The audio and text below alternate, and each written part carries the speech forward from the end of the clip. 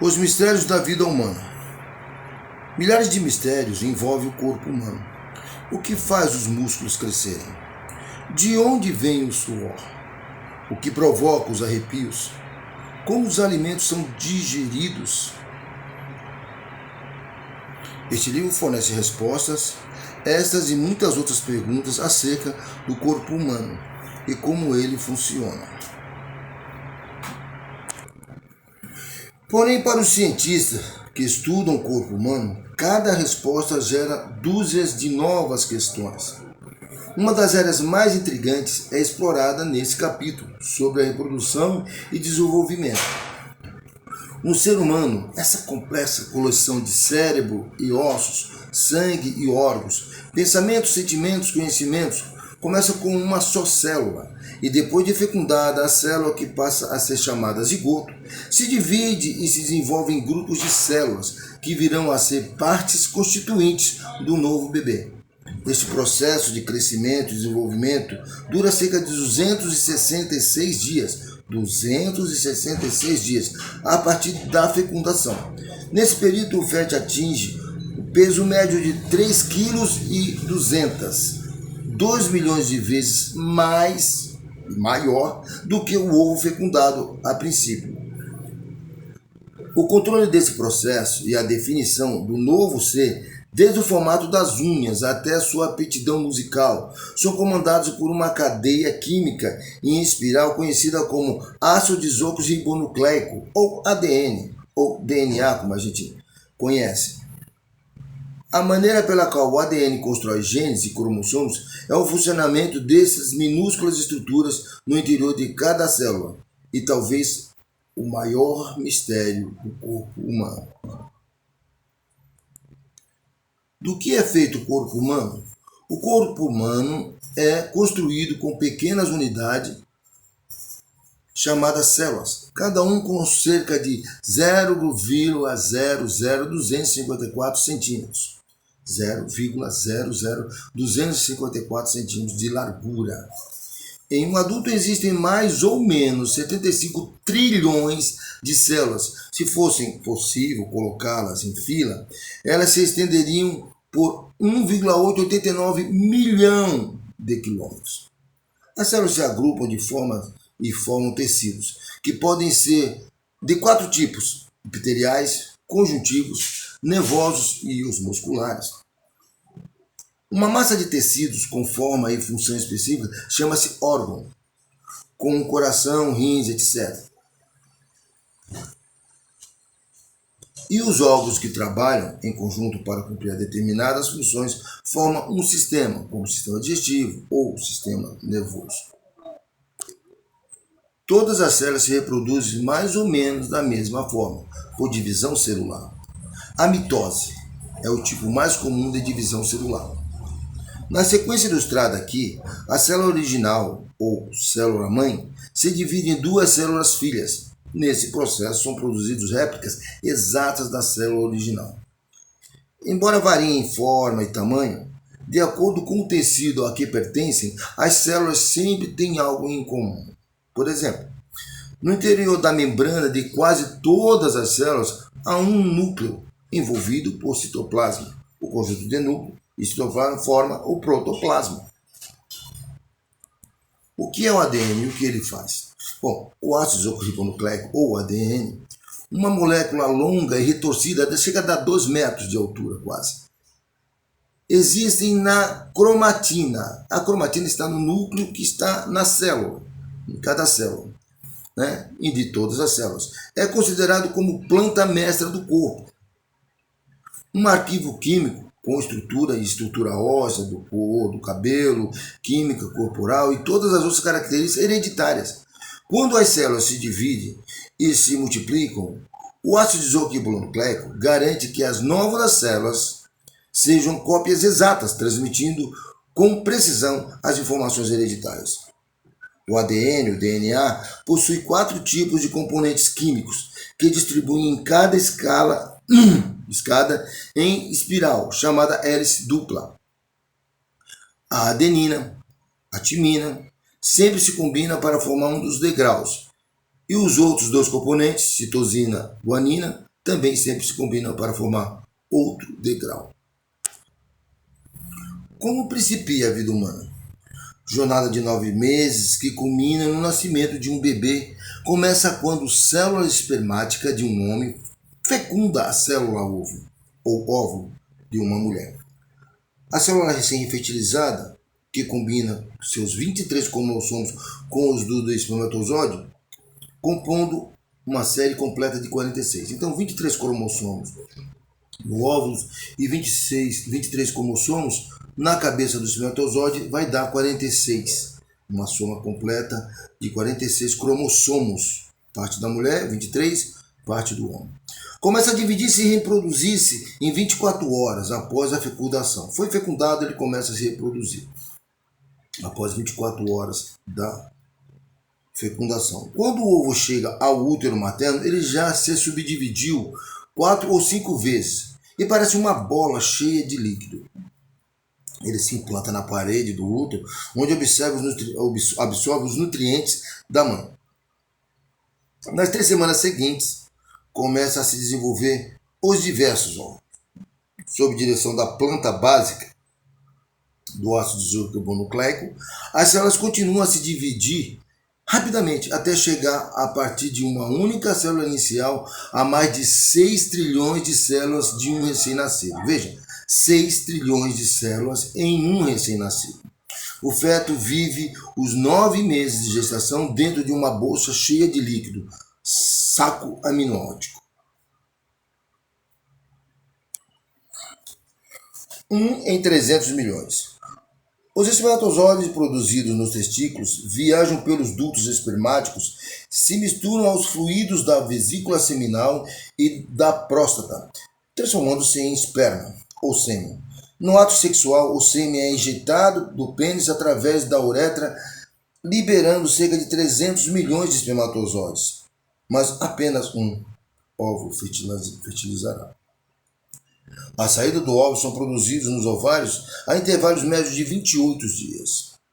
Um dos ovários libera um óvulo que entra na trompa de Falópio, onde ele pode ser fecundado por um espermatozoide. Se o óvulo não for fertilizado, em 24 horas ele morre e é expelido.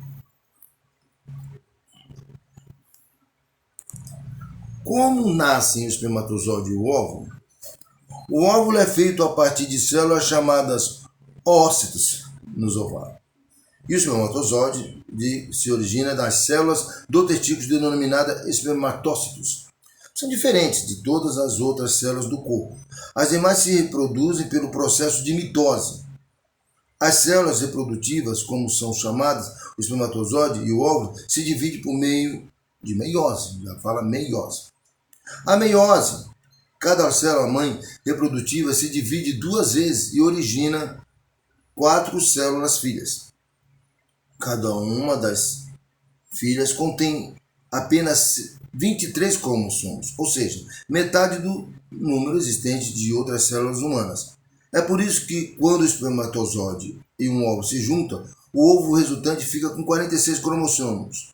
Isso permite que o novo ovo se divida e se reproduza da mesma forma que as outras células. O que é a fecundação? Antes de um espermatozoide fecundar um óvulo, muitas coisas precisam acontecer. Para começar, os espermatozoides devem percorrer um longo caminho desde o canal vaginal através do útero até a trompa de Falópio. Lá, na parte mais larga da trompa, encontram um óvulo maduro liberado pelo ovário. Apenas um espermatozoide penetra no óvulo e partilha com ele seus cromossomos.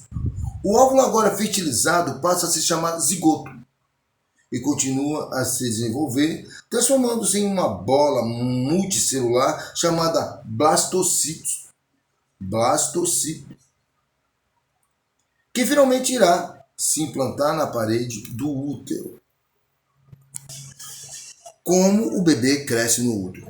Quando a bola multicelular chamada blastocito adere ao útero, a placenta começa a formar entre blastócito e a parede uterina. Começa a se formar, então, entre o blastócito e a parede uterina. A placenta é um órgão esponjoso, em forma de disco, de que processa os alimentos, o oxigênio material de eliminação para o feto.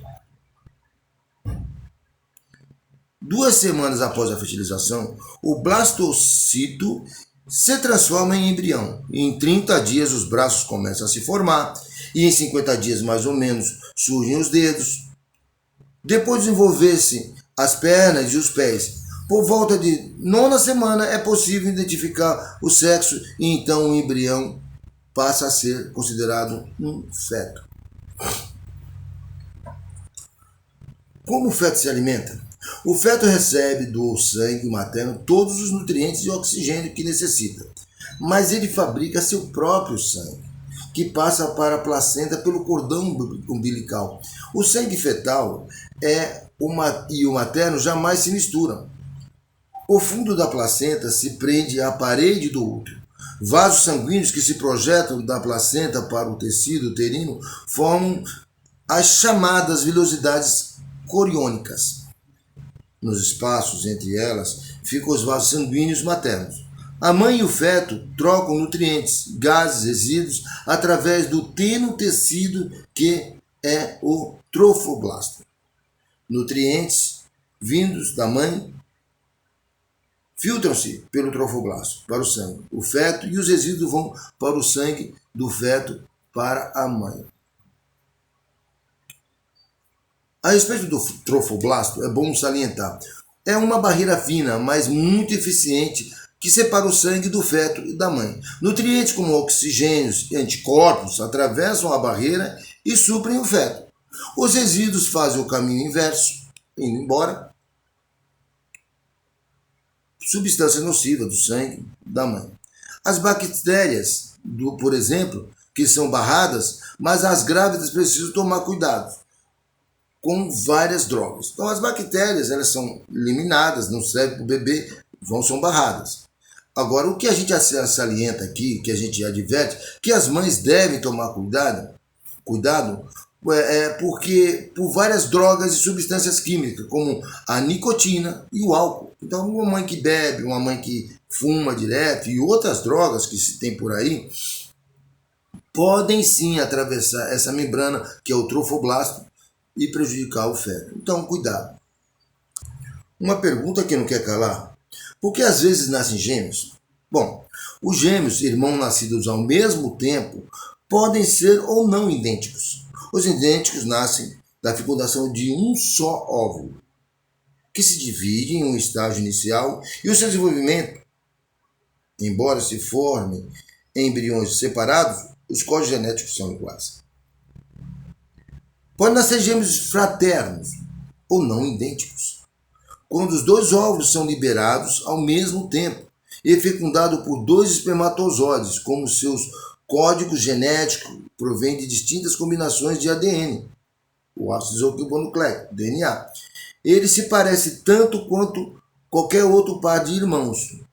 Outros nascimentos múltiplos, como os trigêmeos, quadrigêmeos e quintuplos, dependem de quantos óvulos são fecundados e de como eles se dividem no início da formação do embrião.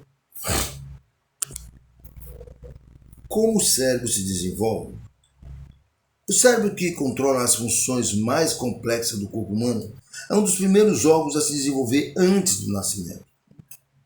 Bem, 3 semanas após a fecundação, começa a se formar o tubo neural. Sua parte superior incha e aparecem 3 protuberâncias. A primeira virá a ser o cérebro, sede da inteligência e dos sentidos, e o tálamo, centro da transmissão de mensagem. O segundo dará origem ao mesencéfalo. A segunda dará origem ao mesencéfalo. O mesencéfalo é uma coleção de fibras nervosas que funciona como uma ponte para ligar as distintas partes do cérebro. A terceira protuberância origina o cérebro, que controla o movimento dos músculos, a ponte que liga os nervos de diferentes partes do cérebro, e a medula oblonga, que controla as funções respiratória, circulatória, digestiva. A maioria das divisões básicas do cérebro já está formada na 11ª semana. Por que os dentes de leite caem? Os dentes de leite caem porque são dimensionados, ou seja, dimensionados para maxilar infantil. À medida que o maxilar cresce, eles ficam proporcionalmente pequenos demais e é preciso que cresçam os dentes permanentes para ocupar os espaços. Os dentes de leite começam a despontar de 6 a 8 semanas após o nascimento. Cerca de 4 meses após 2 anos, já estão todos. Os 20, são 20, tá? Em seus lugares. A substituição, nós temos 33, mas são 20 aqui no caso, são dentes de leite. A substituição começa com o crescimento do primeiro molar permanente por volta de 6 anos. É possível que nunca chegue a crescer o último dos 32. São 32. Retificando. Dentes adultos. Porque eu confundo que a vértebra tem 33 vértebras. Igual, incrível, né? Os dentes são 32. Não é interessante. Adultos, que é o terceiro molar, o dente do siso. Se uma maxilar estiver lotado de dentes, o aparecimento desse dente do siso por ser uma experiência extremamente incômoda. Sim, pode ser uma experiência extremamente incômoda porque ele está nascendo numa situação apertada, né? Não tem espaço para ele. O que é fertilização in vitro? Quando as trompas de uma mulher ficam obstruídas, e isso pode ocorrer por múltiplas razões, talvez sua única esperança de engravidar seja a fertilização in vitro. Em vitro, traduzindo em latim. Esse processo consiste em retirar um óvulo maduro do ovário, fertilizá-lo fora do corpo da mulher e depois colocá-lo no útero para que se desenvolva. A primeira fertilização in vitro bem-sucedida foi curada com o nascimento de Louise Brown em Bristol, na Inglaterra, em 1978. Hoje esse método é praticamente regularmente no mundo todo. O arcabouço de cada ser humano. O arcabouço do corpo humano, o esqueleto, músculo e pele, é uma construção resistente, porém flexível. Os 206 ossos que compõem o esqueleto adulto sustentam o corpo e permitem a movimentação de suas partes, atuando em conjunto com os músculos e os nervos. Alguns ossos especializados protegem órgãos internos vitais. Por exemplo, o crânio envolve o cérebro, enquanto o externo e as costelas abrigam o coração e os pulmões, além de servirem como fortaleza. Os ossos funcionam também como fábrica. Em uma medula são produzidos os componentes essenciais do sangue, a plaqueta, glóbulos vermelhos e glóbulos brancos. Os músculos têm distintas funções. Os esqueléticos, presos ao esqueleto, são estriados e os órgãos internos são lisos. Um terceiro tipo de músculo é o cardíaco, exclusivo do coração. A contração de um músculo requer energia, que é provida por um composto químico chamado trifosfato de adenosina, o ATP, sabe? O ATP, sigla do nome em inglês, liberado pelas células no músculo. Metade da energia produzida pelo ATP, adenosina trifosfato, tem a forma de calor. É por isso que os tremores de frio, contrações musculares incontroláveis mantêm o calor do corpo. Pelo terceiro componente da estrutura corporal, tem duas funções principais: interpretar o mundo exterior, proteger o corpo como órgão sensorial. A pele registra a dor, o tato, a temperatura, através de processos conhecidos como queratinização, fabrica defesas naturais, como as unhas e os pelos. Quantos ossos há no corpo? Bem, os bebês nascem com 350 ossos moles, mas muitos desses ossos se fundem durante o crescimento. Por isso, um esqueleto adulto tipo tem apenas 206 ossos, que em conjunto pesam cerca de 9 quilos. O menor osso do corpo fica no ouvido médio e tem 25 milímetros de comprimento. O maior de todos é o fêmur da perna, que corresponde a mais ou menos 25% da altura do corpo humano. O crânio, que tem a aparência de um só osso, é formado por 29 ossos. De fato é formado por 29 ossos. Os ossos crescem graças à interação harmônica de todos os tipos de células. Os osteoblastos que depositam tecido em certas áreas do osso. E os osteoclastos que dissolvem e reabsorvem o tecido do osso em outras áreas. Então nós temos aqui osteoblastos e osteoclastos. Os osteoblastos são mais rápidos para produzir tecidos do que os osteoclastos para dissolvê-los. Assim, os ossos mantêm sua forma básica à medida que crescem. O maxilar inferior humano, por exemplo, começa com contorno em azul, mostrado na figura ao lado, e embora quase duplique de tamanho em branco, conserva basicamente o formato. Como os músculos fazem força?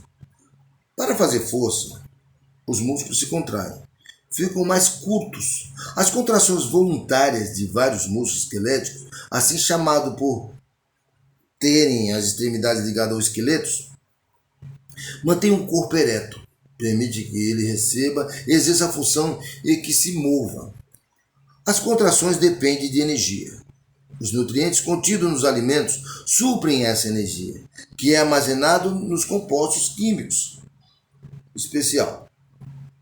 O trisfosfato, adenosina trisfosfato, o ATP, cada vez que o nervo ordena a contração de um músculo, essa energia é mobilizada. O músculo esquelético é formado por muitas fibras longas e cilíndricas, sendo que uma delas contém longos feixes de fibras, ainda menores, chamados miofibrilas. Sua atuação está explicada abaixo. Como atuam os músculos e as juntas? Bom, a mobilidade do corpo humano depende de cerca de 650 músculos. Para o menor movimento se exige a atuação de pelo menos 2 músculos em oposição mútua. Por exemplo, para dobrar um braço, os músculos internos se contraem e os externos relaxam. E ao esticar o braço, ocorre o contrário. Os músculos que fazem uma articulação se dobrar são chamados flexores. E os que esticam o braço ou a perna, os que esticam os músculos, são os extensores. O bom funcionamento das articulações ou juntas facilita o trabalho dos músculos. São esferoidais as articulações, que permite a rotação dos quadris e dos ombros. Outras, em dobradiça, dobram e esticam os joelhos e cotovelos. O que provoca dor nas costas? A dor nas costas pode ser causada por uma lesão em um ligamento, um osso ou um músculo. Em muitos casos, a dor provém de problemas em um disco da vértebra, né? Um dos 23 elementos feitos de cartilagem elástica, que amortecem e separam as vértebras, os ossos da coluna. Em cada disco há uma resistente camada externa com a substância gelatinosa chamada núcleo pulposo. De novo, núcleo pulposo. Se esse estimento sofrer pressão exagerada, por exemplo, ao erguer um peso muito grande, ele pode projetar-se para trás e pressionar os nervos da espinha dorsal, causando uma dor forte. Esse quadro se chama hérnia de disco. Atinge a maioria das pessoas e os dois últimos discos das costas, mas pode provocar dor em outros pontos também, pois a pressão sobre um nervo da espinha é sentida com dor ao longo de toda a área controlada por esse nervo. Qual a causa do suor? O suor ou transpiração mantém constante a temperatura do corpo. Isso é importante porque se a temperatura subir ou baixar mais de alguns graus em relação à média de 36,6 graus Celsius, haverá um risco de vida. Assim como os calafrios ajudam a conservar o calor do corpo, o suor serve para resfriá-lo. Após as glândulas sudoríparas produzem água que evapora sobre a pele, fazendo com que o calor se transfira dos vasos sanguíneos cutâneos para a atmosfera. Além dessa transpiração, que é chamada térmica, o suor também pode ser causado por dor, emoção intensa ou ingestão de alguns alimentos muito condimentados, entende, né? O que causa o arrepio? Quando alguém se assusta ou fica com muito frio, a pele fica toda arrepiada, como a de um frango depenada. Isso acontece por causa de um reflexo que conserva o calor do corpo. Diversas coisas ocorrem nesse processo. Um músculo eretor se contrai na raiz de cada pelo, fazendo com que ele se erice. O conjunto desses pelos eriçados retém a camada de ar quente junto à pele. A mesma contração muscular faz a pele inchar ligeiramente na base de cada pelo. As contrações musculares pressionam as glândulas sebáceas, que passam a secretar um óleo na superfície da pele. Os vasos capilares se contraem, diminuindo o fluxo sanguíneo e a transpiração cessa. Todas essas ações se combinam para diminuir a perda de calor corporal. Como crescem as unhas e os cabelos? As unhas, tal como os pelos do corpo, são feitas de um tipo especial de tecido epidérmico, endurecido por uma proteína chamada queratina. Ao chegar à base das unhas e dos cabelos sobre a pele, as células desse tipo de tecido bem vivas, mas elas vão sendo empurradas e quando chegam a ficar expostas para fora da pele, já não tem mais capacidade de reproduzir por divisão celular, nem estão ligadas a nervos. Isso explica porque as unhas e os pelos constituem proteção tão eficientes. São tecidos que, além de rígidos, estão mortos. Embora a composição de ambas as estruturas seja tão semelhante, o cabelo cresce cerca de 13 centímetros por ano, muito mais do que as unhas das mãos, que é uns 4 centímetros por ano, e dos pés também. De 1,50 a 2,50 centímetros por ano, né?